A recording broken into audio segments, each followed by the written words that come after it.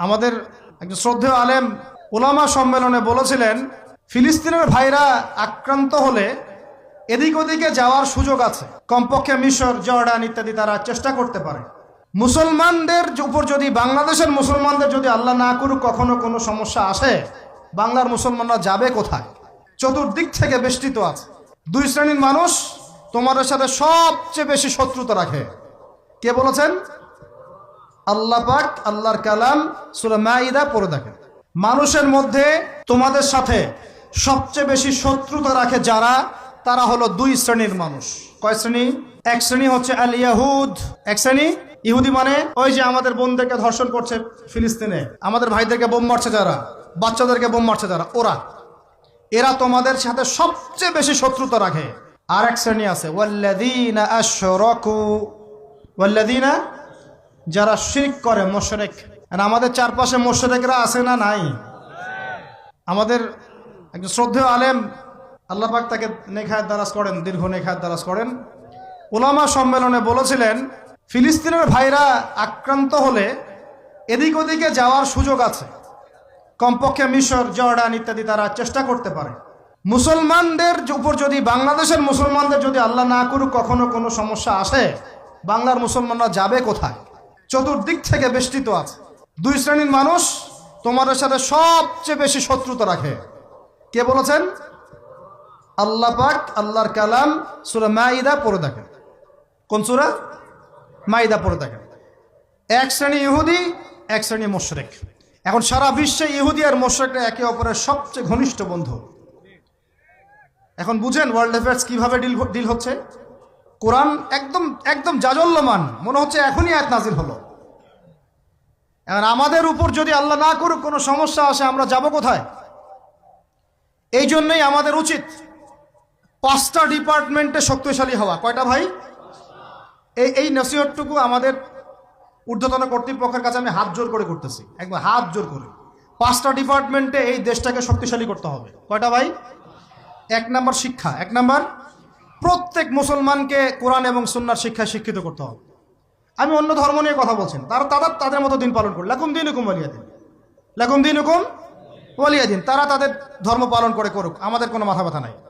প্রত্যেক মুসলমানের বাচ্চাকে কোরআন সুন্নাহর শিক্ষায় শিক্ষিত করতে হবে এবং একই সাথে এই যুগকে চ্যালেঞ্জ করার জন্য যত সাবজেক্ট দরকার সব সাবজেক্ট আমাদেরকে শিখতে হবে ইনশাআল্লাহ।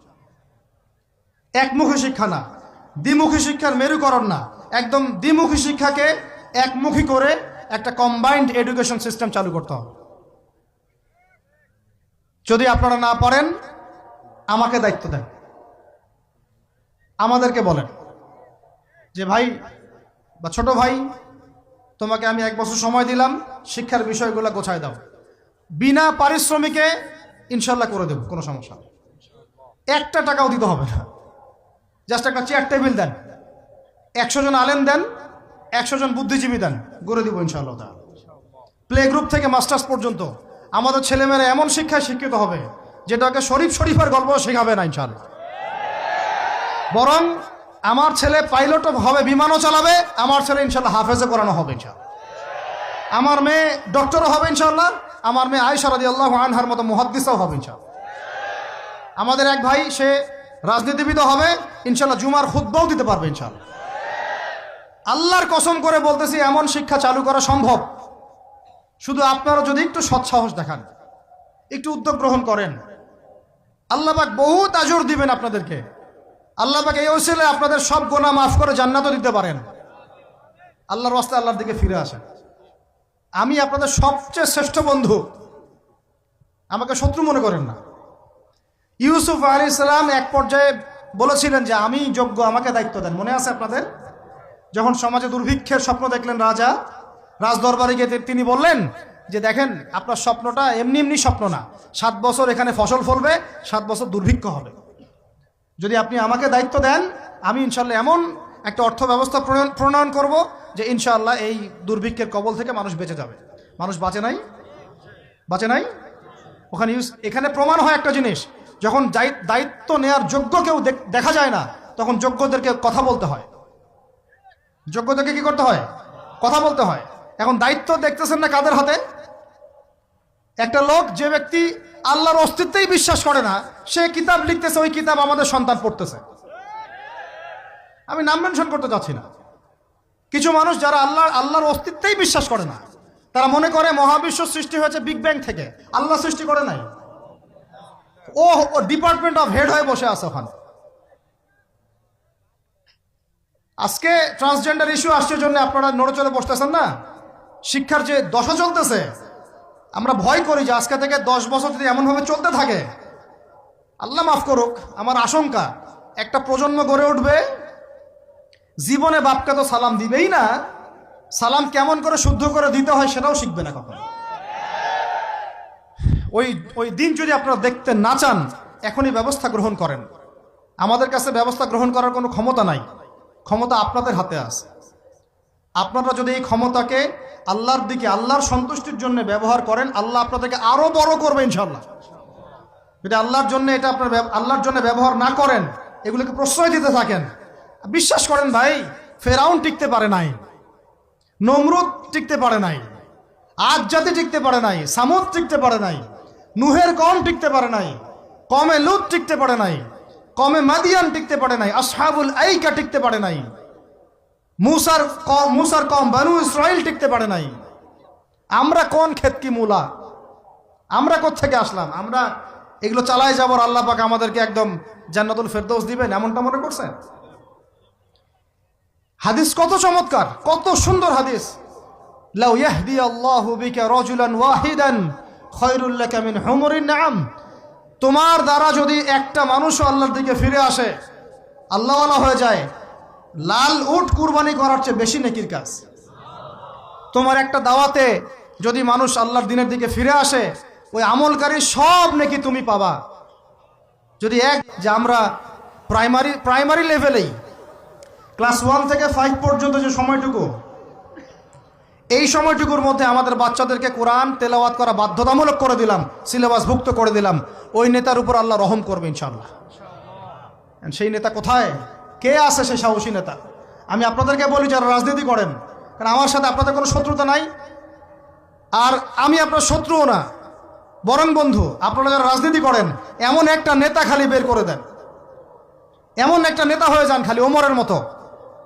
আল্লাহ পাক তৌফিক দান করেন আপনাদেরকে, যে আপনারা যদি কোরআন শিক্ষাটাকে বাধ্যতামূলক করে দেন, নবীর হাদিস শিক্ষাগুলোকে বাধ্যতামূলক করে দেন, সিরাত নবীর জীবনী চর্চাগুলোকে বাধ্যতামূলক করেন উচ্চ মাধ্যমিক লেভেলে, দেখবেন এই ছেলেপেলেগুলো আর ওই ইয়াবাখোর হবে না ইনশাআল্লাহ। এরা ওই টিকটক, ফেসবুক আর পাবজি, ফ্রি ফায়ার নিয়ে পড়ে থাকবে না। এরা কিশোর গ্যাংয়ে যোগ দিবে না, এরা জেনা করবে না ইনশাআল্লাহ।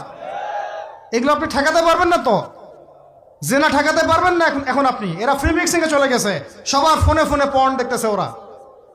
ওরা বাচ্চাদেরকে ধরে ধরে রেপ করতেছে। এখন ছেলে মেয়ের আদমশুমারি যদি করতে পারেন, একটা কুমারিত্ব শুমারি করে দেখেন, 18 বছরের কম কত মেয়ের সতীত্ব নাই, 21 বছরের কম কত ছেলে সতীত্ব নাই, আপনি টেস্ট করে দেখতে পারবেন। এই হলো সমাজের অবস্থা। এখন চলতেছে সমকামিতা। আল্লাহর লুতের গজব নেমে আসবে, লুত আলাইহিস সালামের কওমের গজব নেমে আসতে পারে। আল্লাহ হেফাজত করেন আমাদেরকে। সমকামিতা বৈধ করে গিলিয়ে খাওয়ার জন্য ট্রান্সজেন্ডার চালু করতেছে এরা। ছেলে বাইর থেকে ছেলে, মনে মনে মেয়ে, মনটা চায় ছেলের সাথে যৌন সম্পর্ক করতে, নাউজুবিল্লাহ, অথচ বাইর থেকে একটা ছেলে। সমস্যাটা মানসিক না? 3 দিন টানা সকাল বিকাল কারেন্ট শর্ট দেন মাঠের মধ্যে, সব সমস্যা ঠিক হয়ে যাবে ইনশাআল্লাহ। 3 দিন, বাস 3 দিন থেরাপি দেন, ঠিক হয়ে যাবে। এগুলো প্রমোট করতেছে মিডিয়াতে বিভিন্ন নাটক দেখাচ্ছে, এগুলো দিয়ে ফেসবুকে এরকম ক্লিপ দেখানো হচ্ছে, মানুষ লিখতেছে, অধিকার চাচ্ছে। কোন যুগে আসলাম রে ভাই? আমরা কোন যুগে আসলাম? আল্লাহ রাব্বুল আলামিন আমাদের সবাইকে হেদায়েত দান করেন, অন্যায়ের প্রতিবাদ করার তৌফিক দান করেন। আমি আমাদের ঊর্ধ্বতন কর্তৃপক্ষকে বিনয়ের সাথে অনুরোধ করব, এইগুলোর পিছনে যারা এজেন্ডা বাস্তবায়ন করতেছে সবগুলোকে ধরে ভিতরে ঢুকাই দেন একেবারে। 7 দিন রিমান্ডে রাখেন, ঠিক হয়ে যাবে ইনশাআল্লাহ। আপনারা খালি দাড়ি টুপি পাগড়ি জুব্বা দেখলেই সন্ত্রাসী মনে করেন? এরা তো স্পষ্ট সংস্কৃতির সন্ত্রাস, স্পষ্ট শিক্ষা সন্ত্রাস। আমাদের ছেলেপেলেদেরকে ছেলে ছেলে জেনা করানোর দিকে নিয়ে যাচ্ছে এরা। কালকে যদি আপনার ছেলে একটা ছেলেকে বিয়ে করে, আপনি খুশি হবেন?